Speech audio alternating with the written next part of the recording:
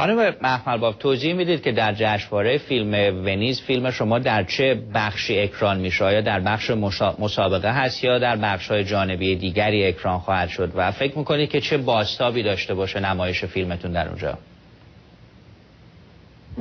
این فیلم تو جشنواره ونیز تو بخش رسمی و این نه تو بخش مسابقه اکران میشه و در مورد اینکه چه بازتابی داره به نظر من مردم دنیا مهمترین اتفاقی که میفته اینه که مردم دنیا اخبار سرکوب حکومت ایران رو دیدن و شنیدن از طریق فیلم هایی که مردم شجاع ایران با موبایل هاشون فرستادن به این طرف، ولی متاسفانه ندیدن قبل از این سرکوب چه امیدی مردم ایران بسته بودن به تغییر و ندیدن که چه جوری مردم مسالمت آمیز توی خیابون ها حضور پیدا کردن و بدون هیچ خشونتی و مهمتر از همه نشون میده که این مردم ایران نیستن که به هم دیگه دو گروه نیستن که به هم دیگه خشونت میکنن. این گروهی که خشونت میکنن گروه آقای احمدی نژاد و حکومت ایران و بر علیه مردم ایران، مردم آزادیخواه ایران و اصلا مردمی که رفتن برای صندوق‌های رای و رای دادن. حتی فکر کنم اونایی که اون اقلیتی که با آقای احمدی نژاد رای دادن حاضر نبودن اگر آقای احمدی نژاد پیروز نشد تو انتخابات کودتا کنه و مردم رو سرکوب کنه و اونها رو بکشه و یا به زندان‌ها بریزه و بهشون تجاوز کنه. من فکر میکنم که همین نشونه اینه که مردم دارن دونه دونه طرفدارهای آقای احمدی نژاد از صف آدم هایی که با آقای احمدی نژاد بودن بیرون میان و این نمادهای سبز رو انتخاب میکنن و به ما مردم میپیوندن. من میخوام با آقای خامنه ای سوالی ازشون بکنم. آقای خامنه ای، آقای احمدی نژاد، شنیدین که مردم روز قدس تصمیم گرفتن میلیون ها نفر به خیابون ها بیان و به همراه آقای خاتمی، آقای کروبی و آقای موسوی، ولی نه این بار به خاطر اعتراض به دولت اسرائیل و حکومت اسرائیل که تجاوز میکنه به مردم فلسطین، این بار به اعتراض به شما و تجاوزی که شما علیه ما مردم کردین. من فکر میکنم من یه نکته رو اینجا بپرسم در میون صحبتاتون. خب شما این فیلم رو ساختید و نظراتتون رو الان دارید با بینندگان ما در میون میذارید، ولی به صورت کلی فکر میکنید که هنرمندانی مثل شما چگونه میتونن به بازتاب درخواست‌ها و مطالبات مردم ایران کمک بکنن؟ واقعا نقش اونها، سینماگران، فیلمسازان، در این برهه حساس چی میتونه باشه؟ من فکر میکنم هنرمند جدا از جامعه نیست. هنرمند یک جزوی از جامعه است و مثل یک گوش و چشم جامعه میمونه. فقط زودتر ممکنه به خاطر حساسیتش احساس کنه اتفاقاتی که داره میفته و اونو زودتر ثبت کنه برای آینده، ولی هنرمند هم جزوی از دریای مردمه. من از الان دارم آقای خامنه ای به خاطر همین میبینم که به زودی دوچار همون اتفاقی میشن که داستان همون آدم‌های هیتلرها، صدام‌ها، تاریخ داستان آقای خامنه ای و آقای احمدی نژاد رو نوشته و چون ما مردم با دست خالی داریم میجنگیم، ولی این آقای خامنه ای و آقای احمدی نژاد دارن با تفنگاشون میجنگن. من به زودی از همین الان میبینم که آقای خامنه ای و آقای احمدی نژاد جلوی 70 میلیون آدم با 2 تفنگ وایسادن. ما داستان ما رو مردم تاریخ نوشته از قبل، داستان ما مردم آزادی خواه رو.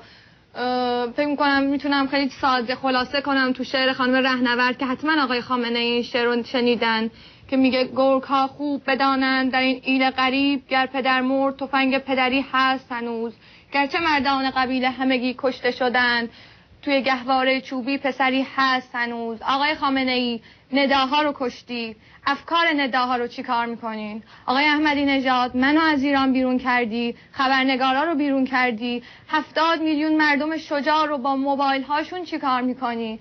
آقای احمدی نژاد، آقای خامنه ای توبه کنید، به صف مردم برگردین، این لباس خونیتون رو درارین و این پارچه سبز رو بندازین. مردم ایران بزرگوارتر از این حرفان، شماها رو میبخشن. به صف مردم بیاین، ما دنبال آزادی مونیم، دنبال انتقام گرفتن از شما نیستیم. خانم محمدباف، یکی از اون جنبه هایی که در رابطه با رویدادهای اخیر ایران بسیاری بهش اشاره میکنن حضور فعال و پررنگ دختران جوان و زنان ایرانی هست که شما هم خب در قسمتی از صحبتاتون به اون اشاره کردید. فکر میکنید چه دلایلی داره؟ چرا این بار زنان نقش پررنگتری دارن و ما حضور گسترده اونها رو هم میبینیم در همین اعتراضات؟ در واقع من فکر کنم تو این 30 سال انقلاب به زنها به خاطر قانونهای مرد سالارانه‌ای که وجود داره 2 برابر مردها فشار اومده و من یه جوری این جنبش سبز رو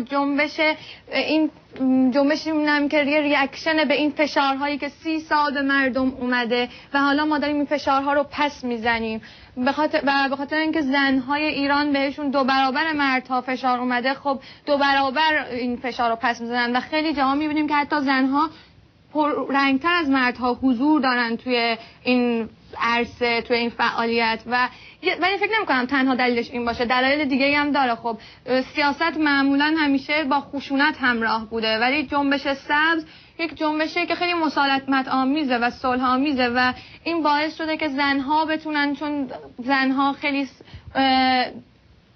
با خشونت مسئله دارن، شاید بتونن راحت‌تر حضور پیدا کنن تو این جنبش.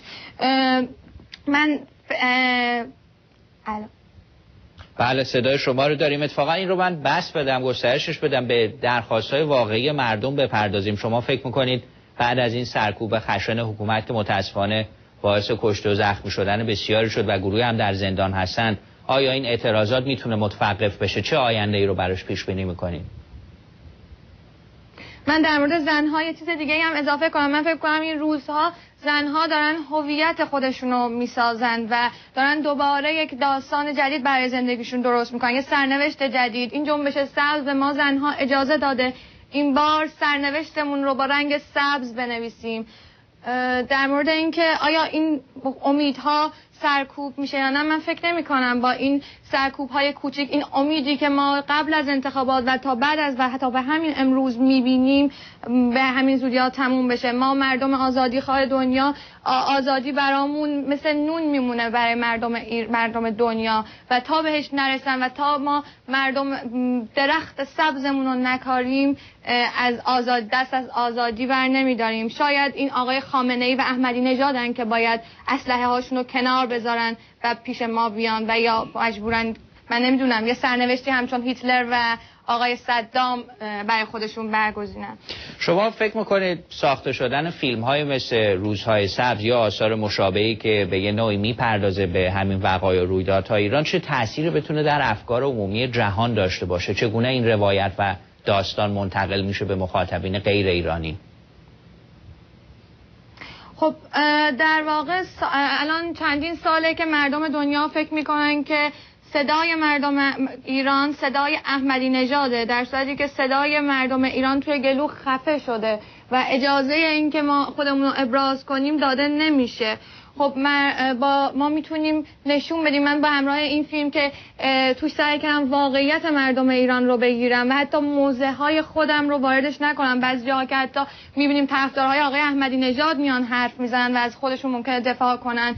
من سعی کردم تمام این واقعیت رو که یه تیکه از واقعیت مردم ایرانه، از این دریای پرشکوه ایرانه رو مثل یک قطره با خودم به جشنواره‌ها ببرم و این صدای مردم ایران رو به مردم دنیا برسونم. فکر کنم هنرمندها چند هستن، من ترجیح میدم جزو هنرمندهایی باشم که جزو گروه مردم میشینن و همون جایی حضور دارن که مردم کشورشون حضور دارن.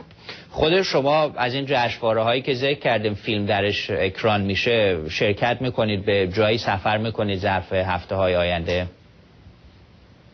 بله، من سعی میکنم تا اون جایی که میتونم به همراه این فیلم برم و این سبز رو به همه جای دنیا گسترش بدیم. فکر میکنید که به صورت کلی انتظار نمایش این فیلم به صورت گسترده وجود داشته باشه؟ یا دیویدی میشه یا شبکه‌های تلویزیونی دیگری همون رو پخش خواهند کرد؟